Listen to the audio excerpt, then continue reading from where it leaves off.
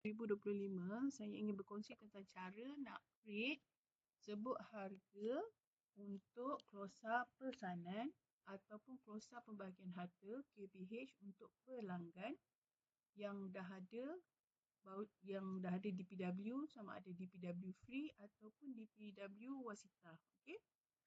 So pertama kita login dekat Usra HDD.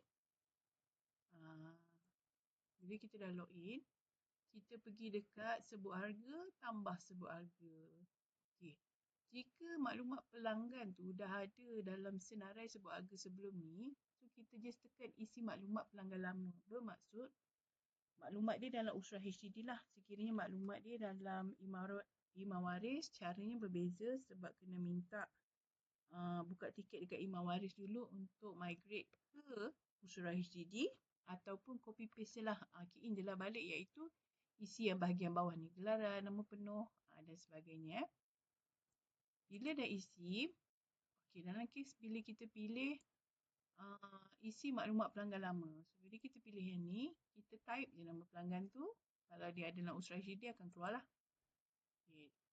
Dia keluar sekali dengan yang info yang kita dah bagi sebelum ni. Contoh gambar IC. Okay. Kita pun just double check info semua. Pastikan sumber kalaulah daripada DPW free iaitu voucher, kenalah pilih channel marketing sebab kita dapat voucher tu daripada channel marketing. Okay, tekan langkah 2.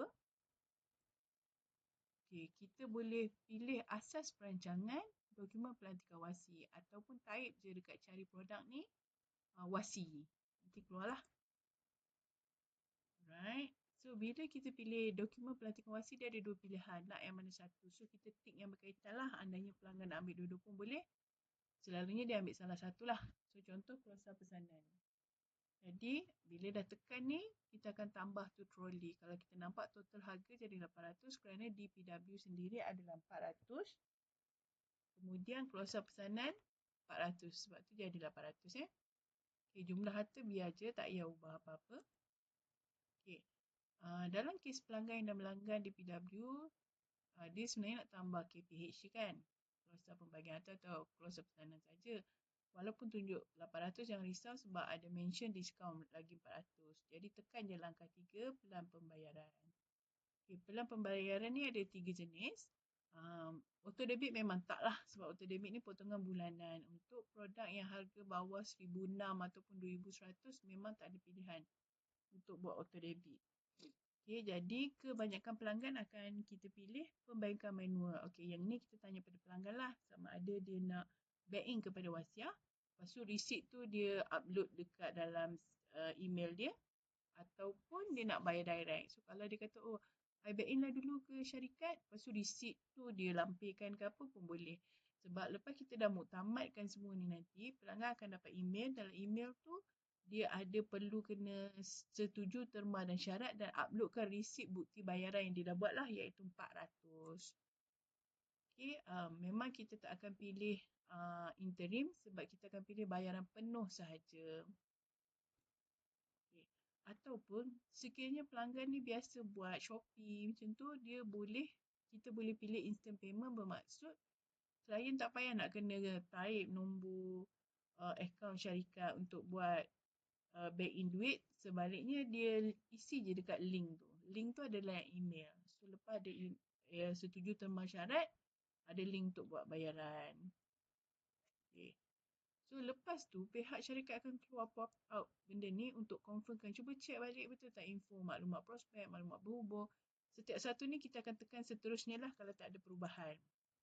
So bila page last sekali nanti, sumber memang kita dah pilih channel marketing tadi kan.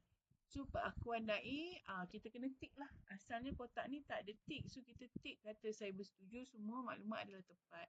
Kemudian baru kita tekan muktamad. Okay. Dia akan confirm betul ke nak muktamadkan ni. So bila kita tekan OK, so dah siap lah. So selalunya dia akan email terus kepada pelanggan. Katakanlah kita nak check balik apa yang ada dalam sebut harga tu, pergi je balik kat sebut harga, senarai sebut harga sebab dah jadi sebut harga kan, bukan nak tambah, jadi senarai sebut harga. So nampaklah nama pelanggan tu. Kalau kita tengok kat belah kanan dia ni, kita tekan butang sebut harga ni, dia ada pilihan. Sama ada kita mungkin nak kemas kini maklumat pelanggan ke, email dia ke kan.